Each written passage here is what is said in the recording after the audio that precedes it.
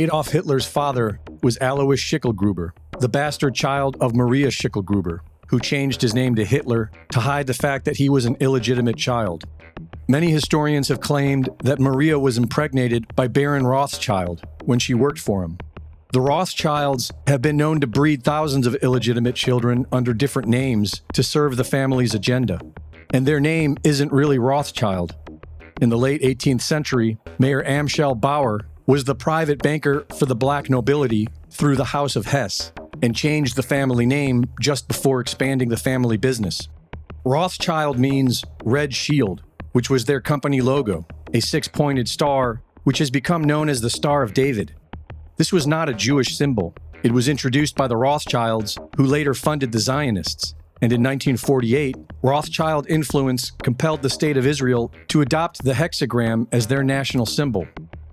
In the late 1800s, Cecil Rhodes set up a secret society to preserve the expansion of the British Empire. Known as the Milner Group, their main focus from 1920 to 1938 was to maintain the balance of power in Europe by building up Germany and pitting them against France and Russia. They discussed creating a situation that would compel Germany to start a Second World War. During this time, the reparations from the Treaty of Versailles led to hyperinflation in Germany, and in 1930, as the international banking system was collapsing, the Young Plan was enacted, which required Germany to pay about 2 billion Reichsmarks annually, payable through 1988. This scheme was funded by J.P. Morgan, led by the founder of RCA, and directed by members of the Milner Group. It broke the German economy. In 1933, Hitler secured funding from the Bank of England, which was run by the Rothschild banking dynasty. This deal was brokered by John Foster Dulles and Allen Dulles, who later headed the CIA.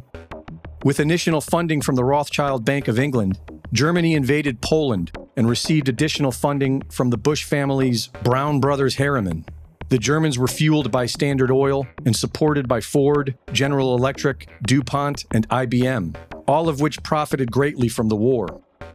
World War II accomplished the stated goals of the Milner Group. It made the banks and their cronies even richer, and it directly led to the creation of the United Nations and Israel. Theodor Herzl, the founder of the Zionist movement, was not a religious Jew. Officially, he was an atheist, but more likely, he was an occultist agent of the Rothschilds. He was no fan of the Jews. In his own words, he sympathized with anti-Jewish sentiment. His original plan was to have them all convert to Catholicism, and when that failed, he decided they should be expelled from Europe. In 1933, the Havara Agreement, or Transfer Agreement, was made between Nazi Germany and the Zionists, wherein German Jews would be sent to Palestine. Non-Zionist Jews did not want to leave, and so the Nazis encouraged them through persecution. In 1917, the British government announced its support for the establishment of a national home for the Jewish people in Palestine, known as the Balfour Declaration, and seized control of the land.